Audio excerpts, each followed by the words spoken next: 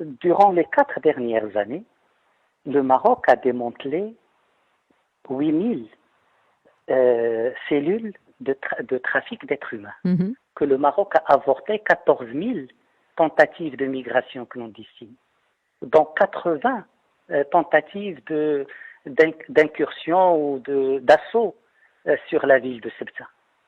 Le Maroc a échangé avec l'Espagne plus de 9000 informations sur la migration clandestine. Oui, vous Le êtes dans une Maroc a politique échangé... de bon voisinage et de Non, partenariat. mais le bon voisinage n'est pas à sens unique. Mhm. Le bon voisinage n'est pas une responsabilité du Maroc et une liberté de ses partenaires d'agir contre ses intérêts. Il y a une crise ouverte et Là, un conflit clairement avec Madrid aujourd'hui. Alors il y a la question de l'hébergement pour soins sanitaires du chef de la milice et du Front Polisario. Il y a aussi le problème du Sahara occidental. Ces sujets vous concernent étroitement, mais dépassent les opinions européennes et internationales. Voilà pourquoi je vous pose la question de ces individus et voilà pourquoi l'Europe vous accuse de chantage à la migration. Que répondez-vous à ces accusations, monsieur ?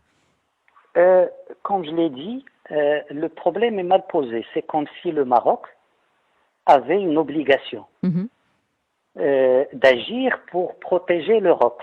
Le Maroc n'est pas obligé. Le Maroc le fait en partenaire.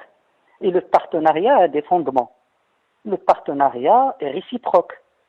Il est fondé sur une compréhension des intérêts des uns et des autres. Oui, et ça veut dire que si les intérêts ne sont pas compris, vous ouvrez les vannes migratoires ?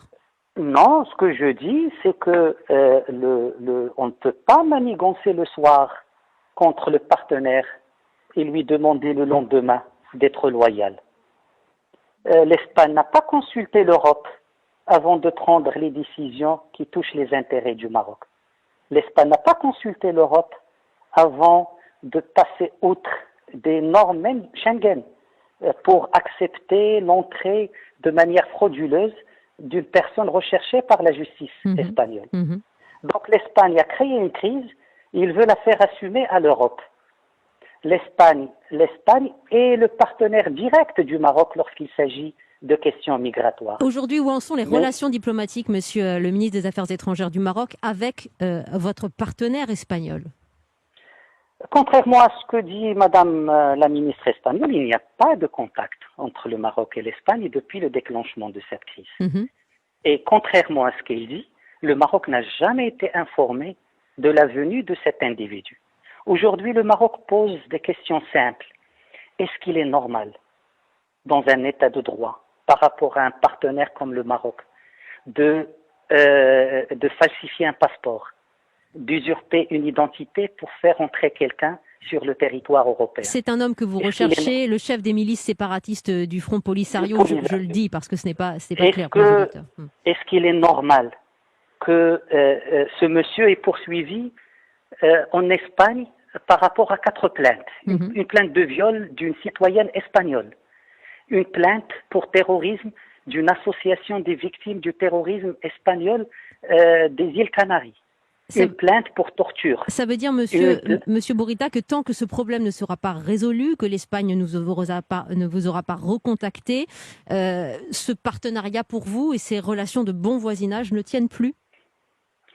Le Maroc fait la distinction entre des relations très bonnes avec l'Union européenne et avec l'ensemble des pays, la quasi-totalité des pays membres de l'Union européenne, et une crise bilatérale née d'une attitude hostile de l'Espagne par rapport au fondement de ce partenariat. Alors je vous pose une autre question. C'est qu'on essaie de détourner le débat. Alors, il y a quand même une réalité, une crise monsieur le ministre, qui n'existe pas. Il y a une réalité qui s'impose, c'est qu'il y a à peu près 1500 mineurs qui sont passés du Maroc sur l'enclave de Ceuta et que, en vertu de la loi, ces mineurs ne peuvent être ni accueillis, ni renvoyés dans leur pays d'origine. Ils sont aujourd'hui en errance sur ce territoire à quelques kilomètres du royaume du Maroc. Que faire de ces mineurs? Que leur dites-vous et leur sort vous préoccupe-t-il encore ce soir, monsieur Bourita? D'abord, vous connaissez les positions du Maroc sur le statut de Ceuta. C'est pas le sujet et ce n'est pas le moment. Mais par rapport à ça, c'est un problème que que le Maroc discute de manière franche avec beaucoup de pays européens dans le cadre de sa responsabilité. Le Maroc, au cours des dernières années, l'Europe n'a jamais entendu parler de ce front ouest de ses frontières. Ce n'est pas parce que ce n'est pas une voie empruntée par les réseaux de migration clandestine. C'est parce qu'un pays déploie 20 000 de ses forces de sécurité, pris de la sécurité des Marocains pour agir en partenaire. Et là, il y a une faiblesse. Il y a eu une faiblesse ou une faille aujourd'hui qu'il faut résoudre. Et il y a d'abord aujourd'hui un problème de confiance, un problème de respect mutuel avec le partenaire direct dans cette affaire qui est l'Espagne, par rapport à une crise que l'Espagne elle-même a créée. Merci. Et c'est aujourd'hui à l'Espagne de trouver la solution à cette crise. Merci. Et si l'Espagne pense que la crise pourrait être résolue en exfiltrant le monsieur par les mêmes procédés, c'est qu'il cherche le pourrissement et qu'il cherche l'aggravation de la crise, voire même la rupture. Votre position est claire et vous avez aussi éclairci un certain nombre de questions.